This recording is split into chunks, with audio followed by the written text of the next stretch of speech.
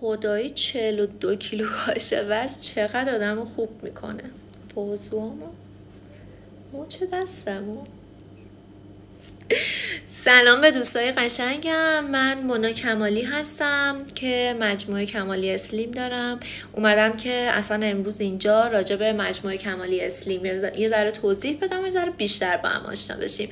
اول از همه این پیجمه، اینم پیج خواهرمه که البته خواهرم به صورت تخصصی روی تبدیل ژن چاقی به لاغری فعالیت میکنه. خودم هم از سال 96 دارم کار میکنم و 90 کیلو بودم. تونستم بدون رژیم و ورزش و با چربی سوزی یه کاهش وزن خیلی عالی داشته باشم. برای همین بعدش کلا شروع کردم به فعالیت. اول از همه رو تمام افراد خانواده‌مون تست کردم، چون ما از سمت خانواده مادری و پدری ژن چاقی زیادی داشتیم. یعنی من حتی دخترم هم به دنیا آمد، دکتر گفتش که خیلی اضافه وزن زیادی داره و خب خیلی سخت بود برامون اون دوران که بتونیم وزنش رو بیاریم پایین. برای نوزاد خیلی زیاد بود همچین وزن. خب ببینید، بحثم الان فقط فروش محصولات لاغری نیست. پوستم تو راه لاغری کنده شده. اینکه حالا تجربیاتی که دارم و دقیقا فرق من با پیجای دیگه هم همینه که حالا چه بهتر که از سمت خواهرم که کلی اطلاع از تو کشورهای دیگه برای تبدیل ژن چاقی و لاغری و اینا داشته به دست آوردم، چه اینکه خودم تجربهش کردم.